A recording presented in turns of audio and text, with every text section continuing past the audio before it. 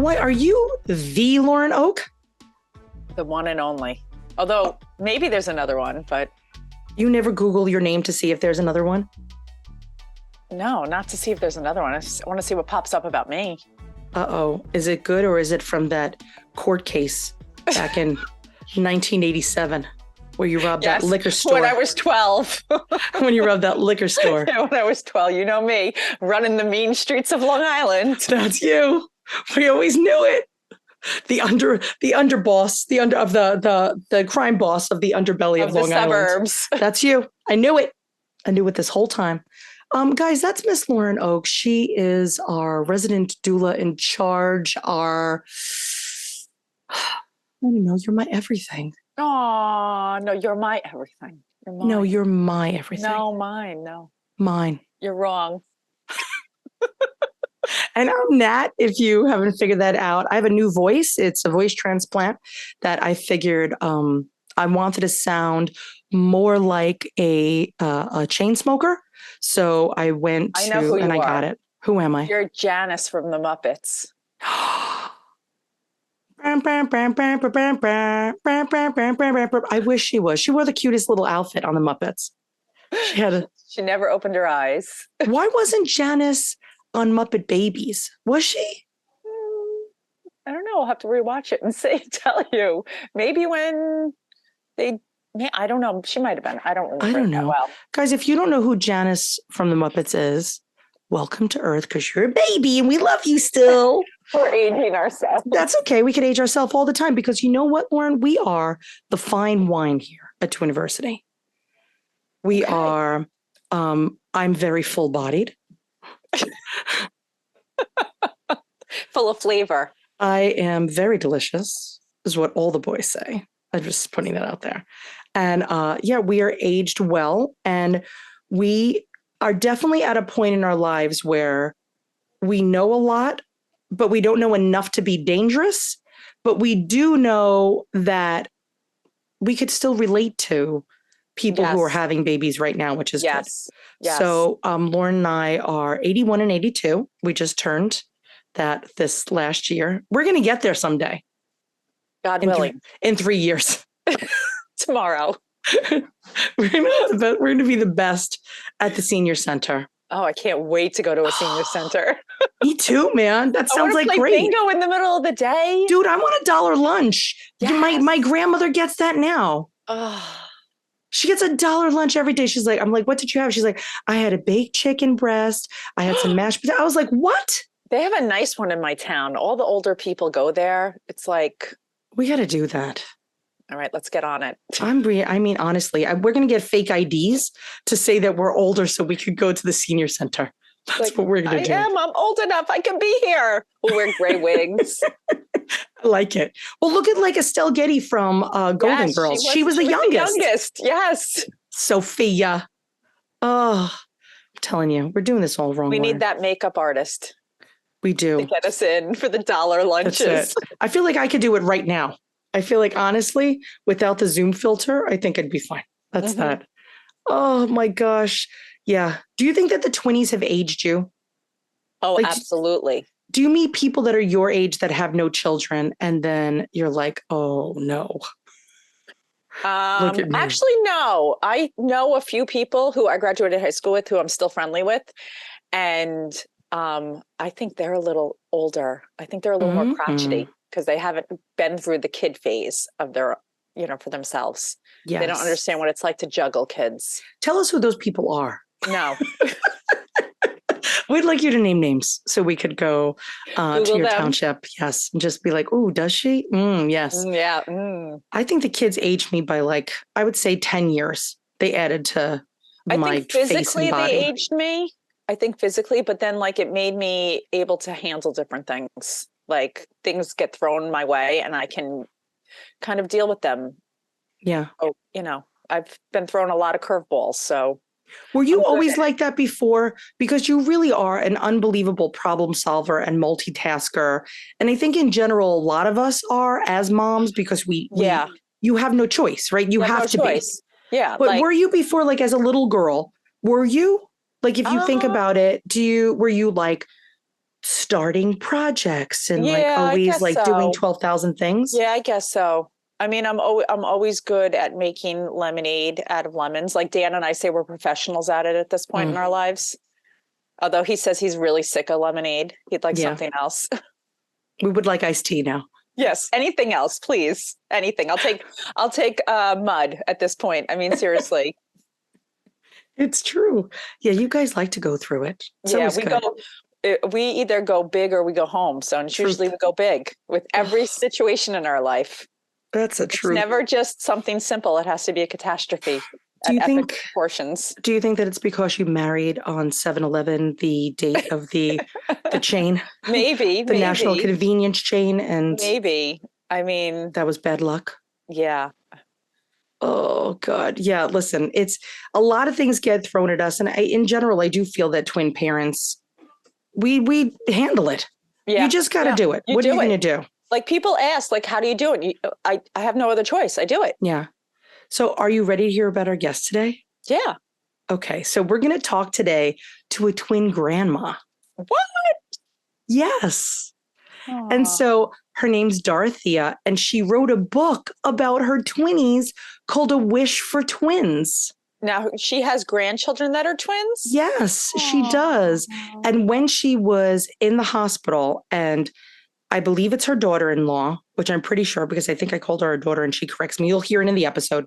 But her daughter was like in the hospital, either on bed rest or about to go, to have the babies. And she doodled this picture and Okay. it became the inspiration for the Oh. book that is now A Wish for Twins, which you could get on Amazon and literally anywhere. Aw. And I love talking to grandmas because Yes, I do too. it's just it's a different perspective, right? Yep. So like this Well, I season know. we've talked to triplets in general and like Yes.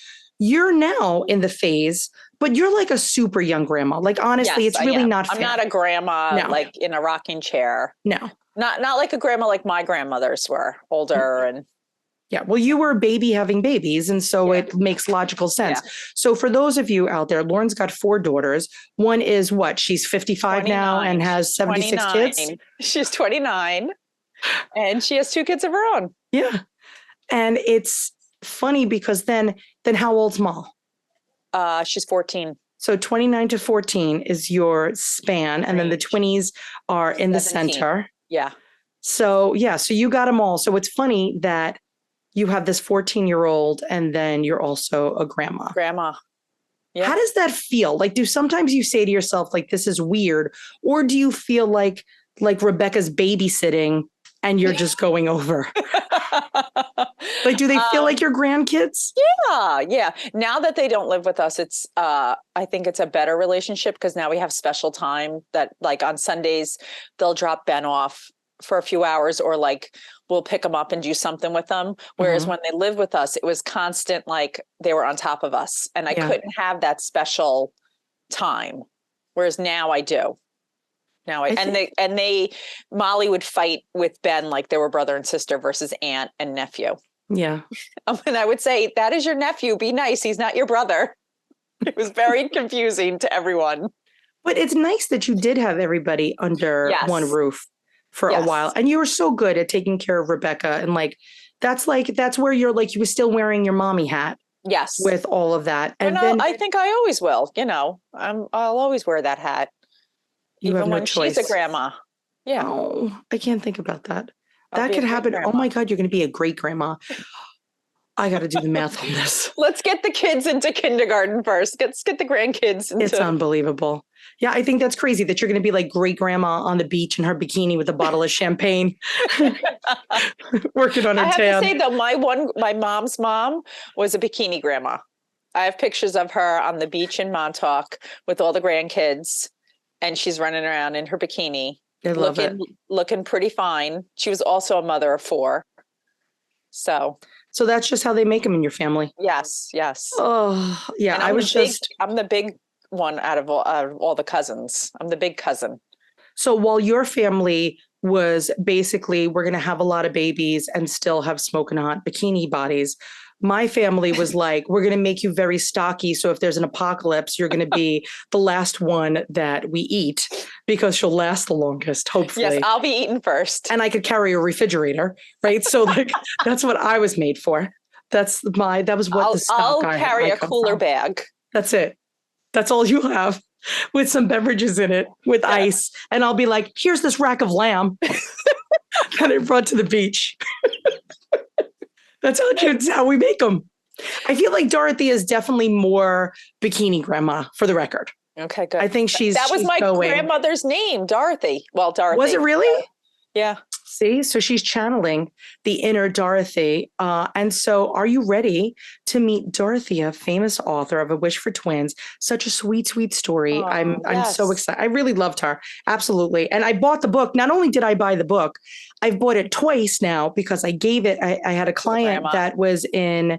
No, I love the book itself because it's also like very gender neutral. And even like in the front, it's like this book belongs to, and it has space for 2 names. It was wonderfully thought out. So I've bought it for me because I like to support our peoples, but I also bought it as a gift. I love it. It's usually, honestly, there's a bookshelf hidden behind these babies right there.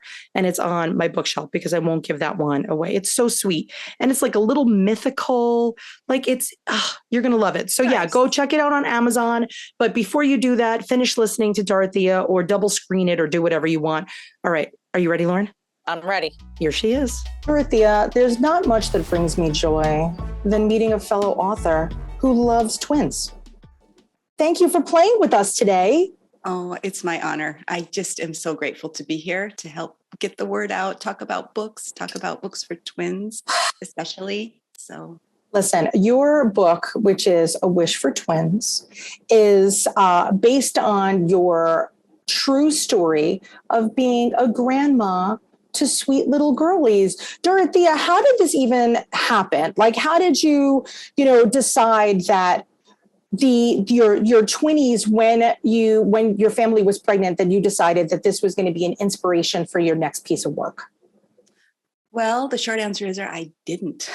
It started with a sketch. I was waiting in the hospital with Mama to give. She had been flown in helicopter they lived in the middle of Aberdeen and then flying into Sioux Falls. So it was pretty scary. And so I was sitting there with her, and while she was sleeping or watching movies, I started sketching. And I sketched a little ballpoint pen picture of the moon or the sun delivering 2 little babies. I just started wondering where did these babies come from? Really, their souls. These little souls are in her belly now, and where did they come from? So I just did a little sketch. And I posted it on Instagram. And I don't know, not too long later, my agent said, Dorothea, do you have a story? And I didn't, but I started thinking, sometimes I think an agent can help you guide you. What would be a good, as a creative person, you get so many ideas, you wonder which one to follow. And so I found the story. I mean, it took some time. I knew I wanted them to be in the cosmos. Little star babies, and just having a whimsical, fun time finding themselves. My first manuscript was, they would say, a little thin. It just was these events of things happening, and it didn't have the emotional arc that a children's book really needs. So she helped me did a lot of revising and went back. So that's how it came to be. I love it. So there was no intention on your half. You just became inspired by the sketch, and the sketching was just you killing time because you just were sitting there with your daughter. Yes. Yes. And I think, go ahead. Sorry. Why was she flown? Like, even though she was far away, was she having complications during her pregnancy? As I remember, it was either complications or she started contractions way too early. Okay. The babies were not due until August, and they ended up being born on the 17th. So she was, I think, there for 2 weeks, and they just needed the babies to stay in her tummy as long as they could. So it was scary. It was just, scary and beautiful and exciting all at the same time, like twins which I've come to know that this is what twin families go through. Yep. Unfortunately, it is. I don't know how many grandmas are sitting bedside with such magnificent doodles. It's really quite impressive. But has that always been kind of a source of your anxiety or stress relief? Has drawing always done that for you? Yes, actually, I think I am not a very nice person if I cannot create. I think that's where I find my peace and and I think it is a good way to relieve tension and just kind of go into a different world and quit worrying about things. I think a lot of creative people that's true for. So Absolutely. I think that there's definitely a certain type of person, but you're very calming too. I think creative people either could go two ways. Either they're manically creative and they're throwing paint against a wall, or you're like, Dorothea, could we be best friends forever? Like I believe I already said to you before we pressed the record button. Yes, we can. That's it. Okay. Thank you. So as a grandma expecting these little twinnies, what an unbelievable tribute that this is, not only to the twins themselves, but the story of your family. Because it's not just them, right? It's not just the girls. It is a story for everyone. This isn't like the story about your granddaughters. This is the story of how twins came to be. And it is told in such a beautiful way. And guys, that if you're listening or watching this, don't get worried. We're going to have notes below of where you can buy the book. But if you hear Dorothea's personality, it's basically interpreted in these pages. The sketches of this book are so soothing that this makes for a really perfect bedtime story. So when you were talking before about having an arc and writing a story, I don't think people really understand that as much thought goes into a children's book than a novel. I know people will argue with us, but in reality, we do know it's true. There has to be a certain flow to it. So if it's read as a bedtime story, it's not amping everybody up. Although there's a lot of kids' books out there that would do that. Dorothea, why did you decide to write a book that was going to be very soothing and kind of mystical almost, with a very earthy and universal vibe? How's that? Is that a good description? Yeah, I think you kind of hit it right on the head. It's like when we are inspired as authors to write or to create art, we do it from a very personal place, but it has to universally resonate. And so that is where, like even designing the little characters, I didn't want them to look like humans. I did not want them to have any skin color. I wanted them to be like souls. So anyone can relate to these little beings. It wasn't just my grandchildren. And the one thing that I found that was fun when I was designing them is I decided not to give them mouths, because I thought when they come to Earth, that's going to be the first thing I can do is smile. So, when they're so, I don't know if I answered the question, what you're talking about, but no, I think that's what we strive to do, I think, as writers and illustrators, is I think we get to the emotion when we dive into our own emotions, but then we have to reach out beyond ourselves to make it a universal story. So, and that's just the style I love to work in. I do really love to work in imaginary kind of fairy lands and different worlds, or take what's real and make it a little bit a twist to make it a little more whimsical and fun. So I love it. So you said that this was based on a sketch that when you were bedside with your daughter, and then your agent saw it. How long did it take you and to get it to kind of its conception point, right? For a real book conception point, not just a sketch. And were the babies here when you really started that process, or was the kind of the wheels churning before they were even delivered? So no, it was after they were delivered that she asked me that. And then I think a lot before I'll actually start a story. So I ask, what if this, and what would they do? And then when you're writing, you also have to think of visuals. So there's a point where they hopscotch the heavens. And then I started thinking, what else would be fun up there? And all the constellations. Well, if I make them look cute and fun, they can play with the constellations. So that's where they, so once I start, it's kind of a back and forth thinking about the visuals and then figuring out the text that will flow. So for me, it's back and forth, sketching, writing, and then I really do like to get my manuscript into pretty good form before I actually start the storyboards. So it's a back and forth, and I think, So, but then it took probably, well, let's see.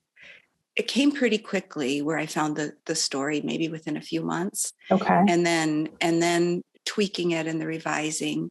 And then I don't even remember when we finally got it accepted at Doubleday, I had 5 months to finish the project. And actually I can show you, I did, podcast won't be able to see this, but that's all right. They'll see it on YouTube. Oh my goodness. This was, I wanted to do it all in oil painting, but when they said the schedule was 5 months, I ended up deciding to do it on the computer. So I used the iPad. You need 5 months to make it dry, I think, for the oil paint. Exactly. Yes, that's it. So, yeah. So I do love doing traditional work, but sometimes with publishing, it's more, it's just easier to do it on the computer. So now that the Twinnies are here and they're 3.5, your little fraternal granddaughters, what is your relationship like with them?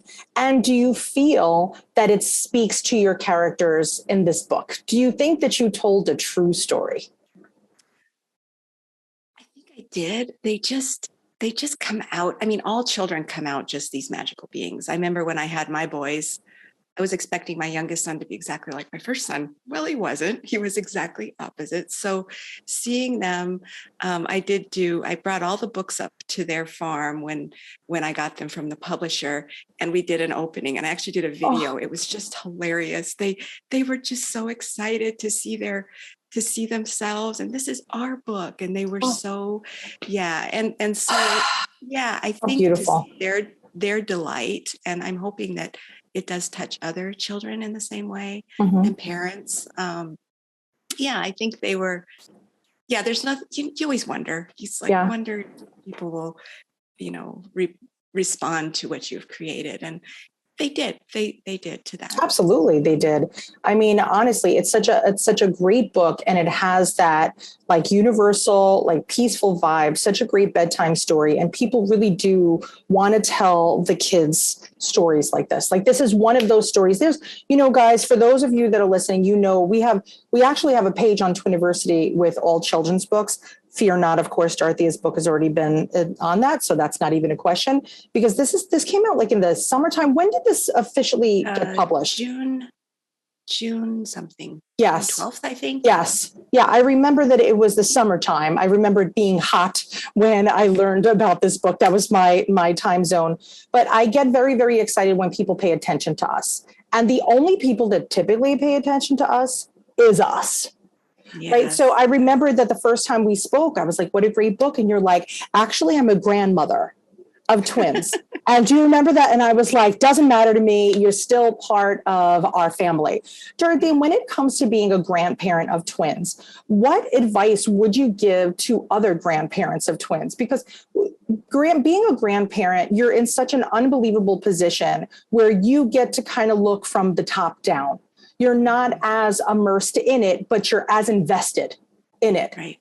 And I very much look forward to some point in the next 200 years of being a grandparent, because you have the knowledge of what you've lived through as a parent. And now you get to not only watch your baby have babies and be a parent, but you also get to be a support person for her, just like other people in your family were for you.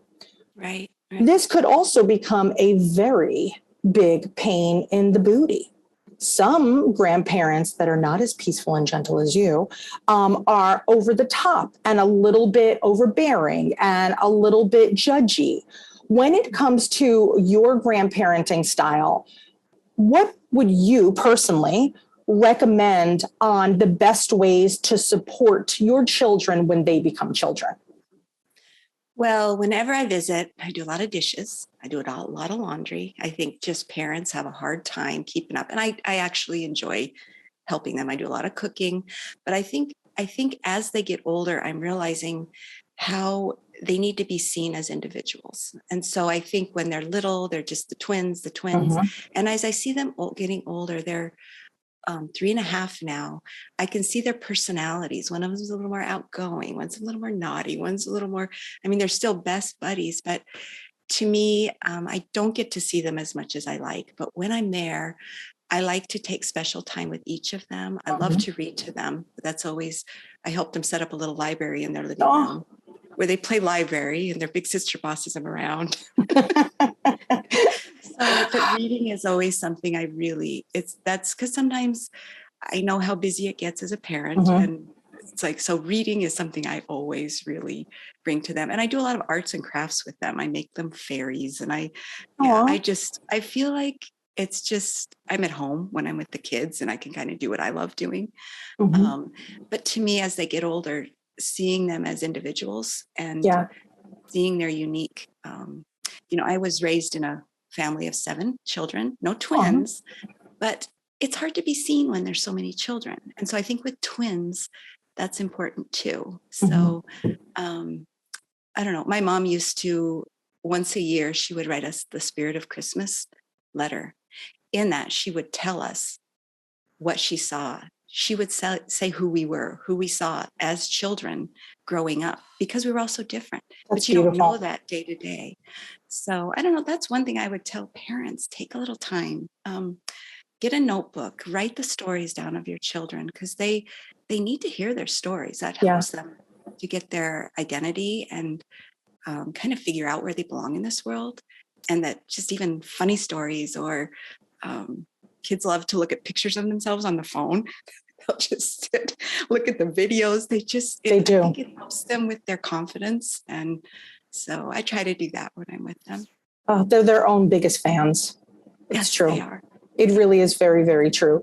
A great way to chronicle that is that when, like I always tell people in Twiniversity classes, like there should be a point, like a place to have all these things, like the letters that your mom wrote for you. And now with technology being what it is, we don't have to worry about things getting lost as much.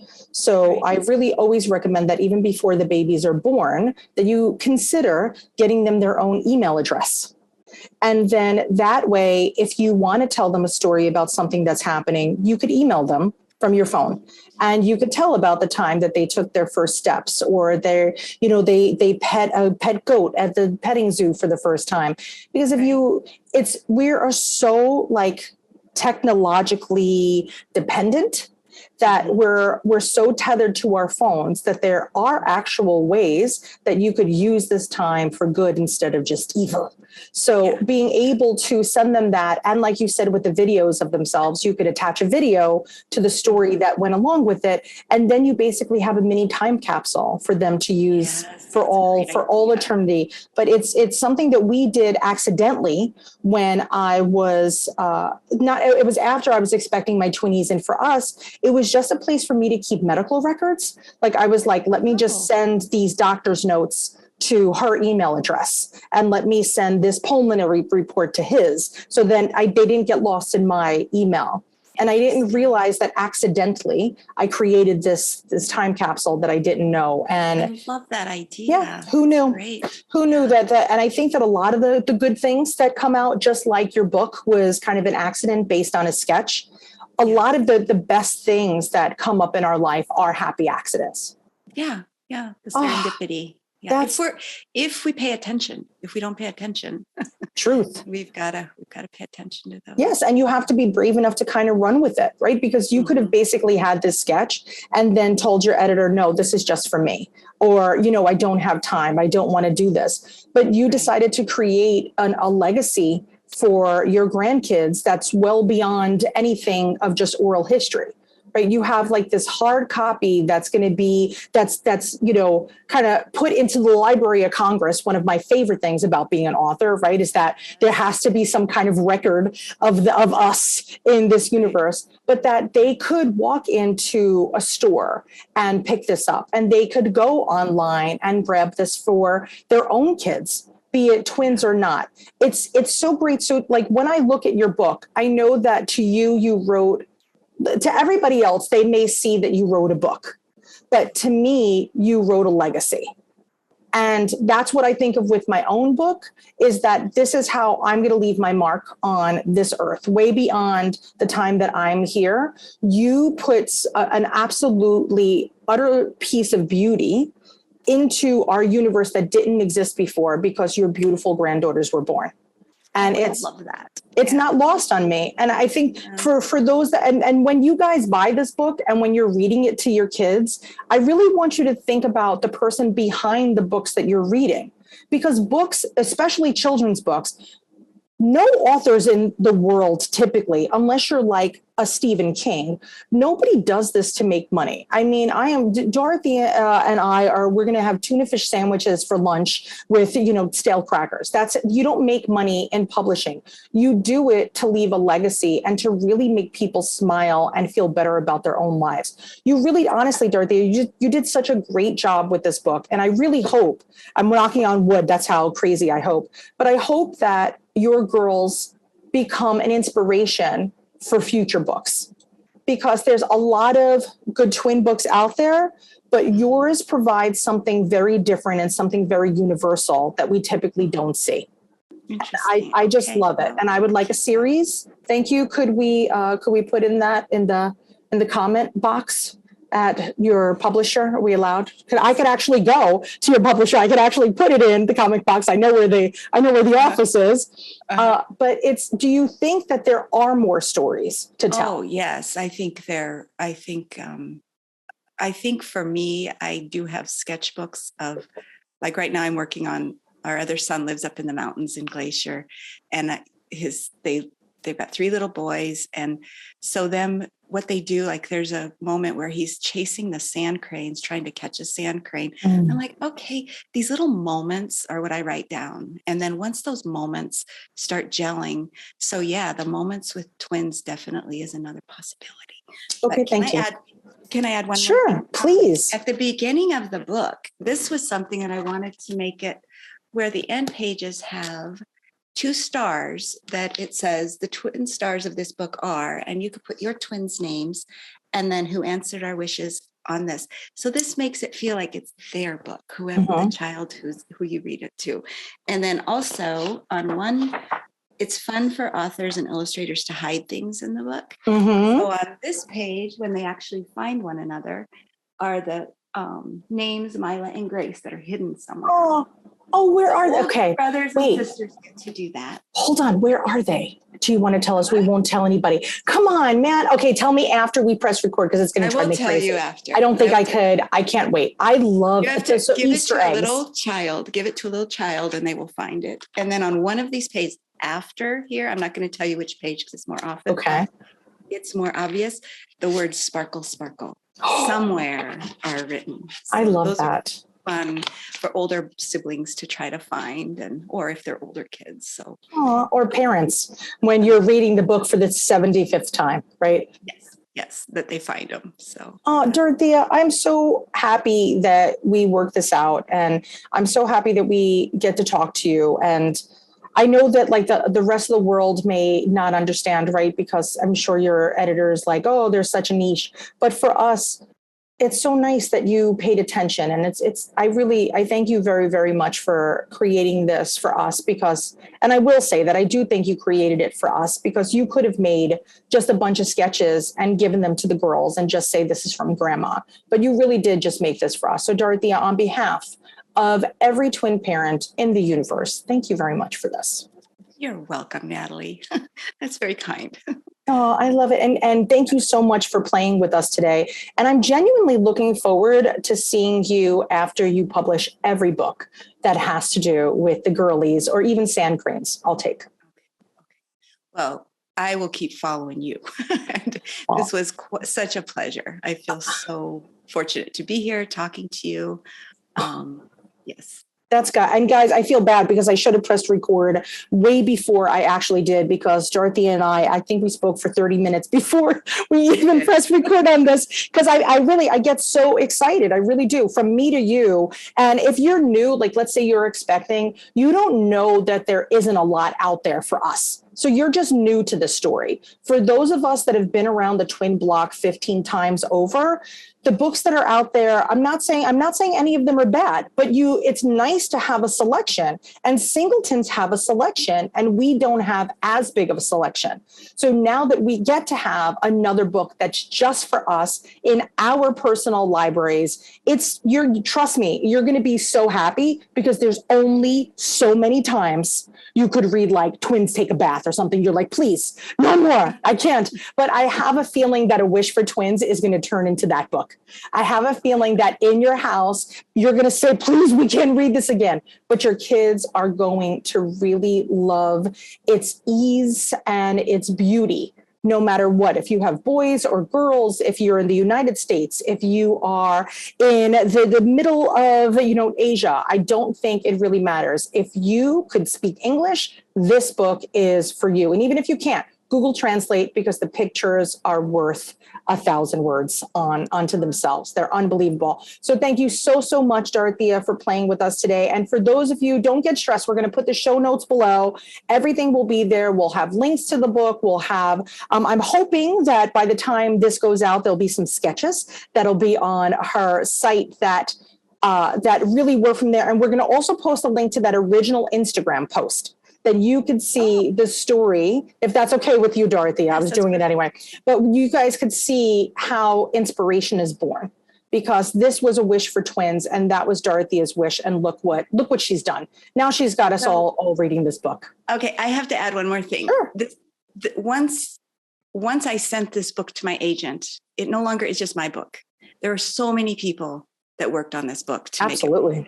And we had my agent, we have the editors, and we had the art directors. So there were just the copywriters. So that's the other thing that I think people need to understand is it becomes the editor made it better, my agent made it better, the art direction made it better. So it is a collaboration. So I just want to add that. You could add that, but I'm still giving you all the credit. I don't care how many people were involved. I'm not giving the legal department credit for this, even though they were involved with that as well. Okay. This is a grandma's heart on pages. And yes, did they make it perfect? They really, really did. But without your daughter and without that experience, and if she was not flown for, suddenly, we would not be sitting here, and I would never have met you, and you would have never met Twiniversity. So everything happens for a reason. This is a wonderful, wonderful, happy accident. And I'm so glad you're part of our community. I'm very grateful. Thank you so much, Natalie. You got it. And so guys, if you have a question for me or Dorothea, just email us at community@twiniversity.com, or you could send us a direct message on literally any social platform. We're just at Twiniversity at all of them. And if you were like, I did not hate that episode, first of all, you definitely need to go get her book. We're going to, as I said, the links will be below, but also in my heart of hearts, I kindly ask, please, wherever you are listening to this, rate and review it. Or if you're watching this, give us some, 1 star. I don't even care. Give us a bad review. But the more that you guys do to help us get the word out that we exist, the more people that we could actually make an impact on every single day. So until next time, guys, see you later, alligators. Thanks for listening, watching, and everything in between.